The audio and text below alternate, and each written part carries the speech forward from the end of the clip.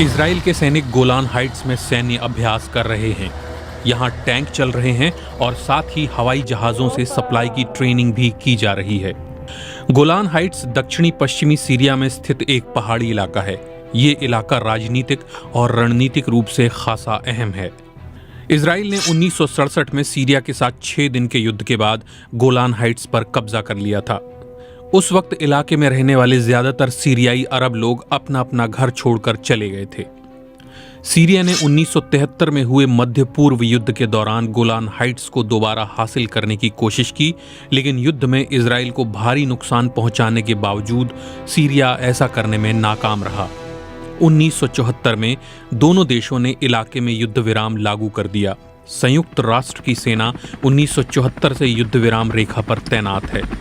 1981 में इजराइल ने Golan Heights को अपने क्षेत्र में मिलाने की एक तरफा घोषणा कर दी, लेकिन इजराइल के इस कदम को अंतर्राष्ट्रीय स्तर पर मान्यता नहीं दी गई।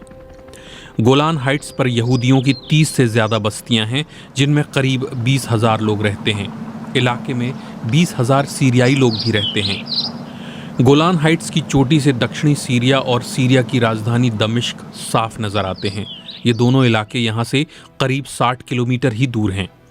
1948 से 1967 तक जब गोलान हाइट्स पर इजराइल का कब्जा था, तब सीरिया ने भी उत्तरी इजराइल में अपनी सैन्य हलचल बढ़ा दी थी। गोलान हाइट्स से इजराइल को ये फायदा मिलता है कि वो यहाँ से सीरिया की गतिविधियों पर बराबर नजर रख सकता है। ये पहाड़ी इलाका सीरिया से इजराइल की सुरक्षा के लिए ढाल का काम भी करता है।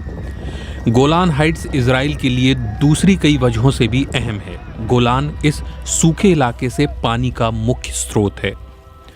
गोलान में होने वाली बारिश का पानी जॉर्डन की नदी में जाकर मिल जाता है। ये इजराइल की 1/3 पानी की जरूरत पूरा करता है। गोलान की जमीन उपजाऊ है। यहाँ अंगूर और मेवों के बगीचे लगाए जाते हैं। गोलान इजराइल का इकलौता स्की रिजॉर्ट भी है। अब लौटते हैं मौजूदा दौर में। इजराइल ने हाल ही में 7 मई को रफाह में बमबारी की थी और सेना का कहना था कि उसने दक्षिणी गजा में टारगेटेड रेड की है।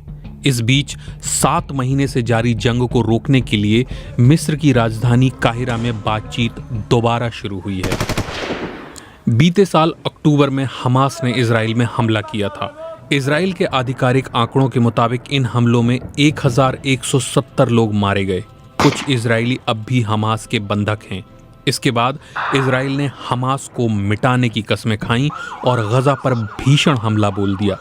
हमास के स्वास्थ्य मंत्रालय के मुताबिक उसके इलाकों में अब तक इन हमलों में करीब 35,000 लोग मारे जा चुके हैं।